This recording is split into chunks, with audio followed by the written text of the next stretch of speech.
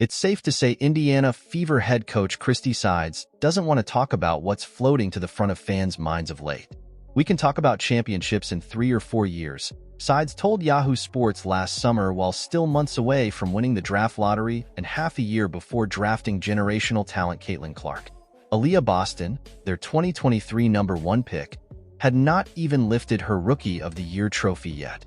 At the time, the Fever were deep into year 2 of general manager Lynn Dunn's 3-year plan to rebuild the league's decades-long basement dweller, a plan that has finally come to fruition this season. The Fever 17-16 clinched their first playoff berth since 2016 on Tuesday night, snapping the tie for the longest playoff drought in league history. They moved up into the #6 seed over the weekend and are playing for positioning between the Seattle Storm 20-13 and the Phoenix Mercury 16-17 down the season's final 2 weeks. As the league's hottest offense out of the All-Star/Olympic break, and arguably its most prominent franchise this season with millions tuning in regularly to watch Clark, many fans are talking about championships now. Indiana is peaking at the right time with a 6-1 record out of the break and the league's best offensive rating 111.0 and scoring average 91.4 ppg. Kelsey Mitchell and Clark have been the most formidable backcourt duo since the league resumed last month, ranking second 25 ppg and third 24.5 ppg in scoring, respectively. Lexi Hull is shooting 62.1% from three-point range in critical starting minutes after shooting 28.1% before the break. The team leads the league in three-point percentage 38.9 and threes made 11.1. The Liberty are second with 9.9 over the last month. It is the clearest reason the Fever could contend with the best in the playoffs. Everyone is meshing better together and presenting opponents with a much different team than they faced in the first half. And the Fever are collecting wins over some of the league's best: New York, Minnesota, Connecticut, Seattle, and Phoenix. The only team they haven't defeated so far this year is reigning 2-time champion Las Vegas, but they have 2 more shots at it. Historically in the WNBA, champions have been a #1 or #2 seed.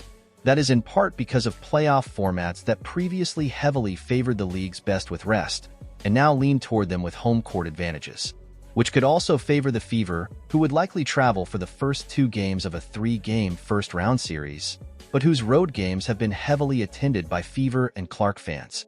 Chicago broke the top seed's win-it-all mold in 2021 when, as a .500 team in the regular season, it rode a #6 seed and defeated the #5 Phoenix Mercury for the franchise's first and only title. It was an Olympic year and Candace Parker's first in Chicago. There were no Sky players on the Team USA 5x5 roster, allowing them to practice together in the U.S., same as the 2024 Fever. The Fever are one of the league's best in pace, ranking 4th overall, and have been playing faster since the break than any team currently in playoff position. It's what would make 4-time champion Sue Bird leery of facing Indiana if she were still playing. "What I've learned in my WNBA experience is pace of play trumps physicality," Bird said on her A Touch More podcast. "It trumps size. It can trump experience, because a lot of times when you're experienced, it's really code word for you're veteran, which is code word for you're old." Bird said the Storm's whole mantra was pace, pace, pace, pace, pace when the franchise won titles in 2018 and 2020. "What I see in Caitlin, what I see in Kelsey Mitchell, is they're just ramming it down people's throats," Bird said. "And it's really hard. It can have your head spinning. And that play, while prolific, is not an anomaly."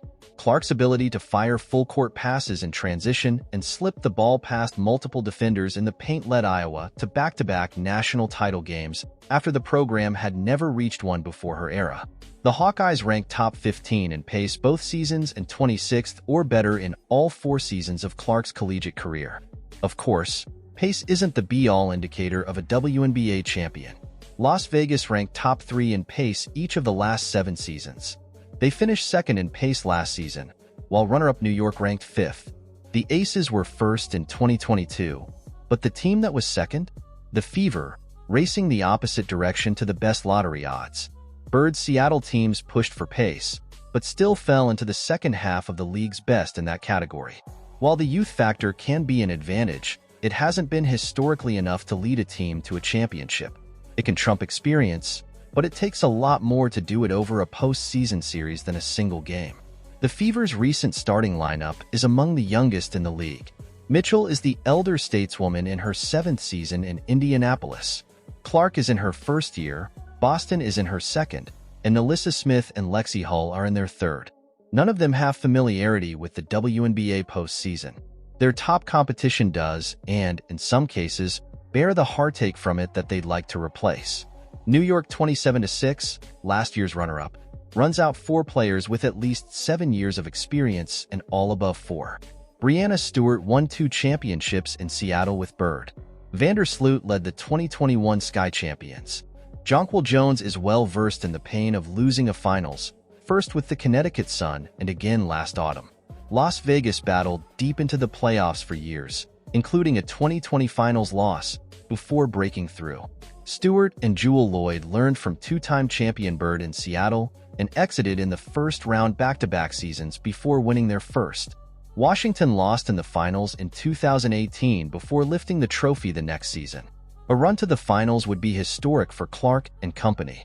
Only 2 number 1 overall picks have played in the finals in their first seasons.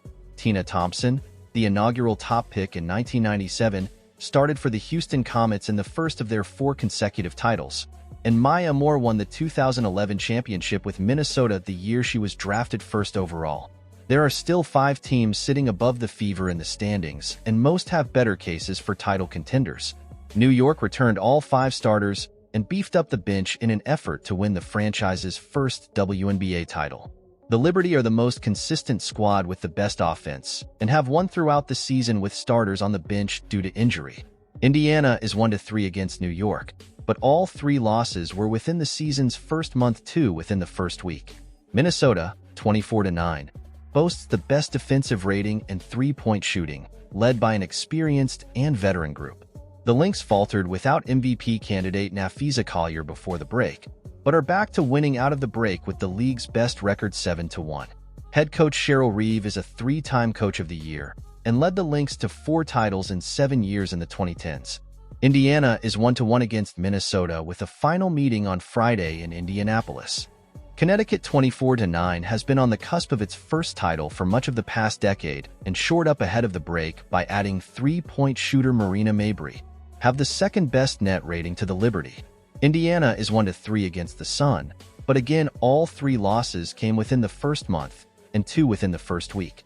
Seattle is in the first season of its super team, adding former champ Nneka Ogwumike and all-star point guard Skylar Diggins-Smith to complement Loyd and Defensive Player of the Year candidate Ezi Magbegor.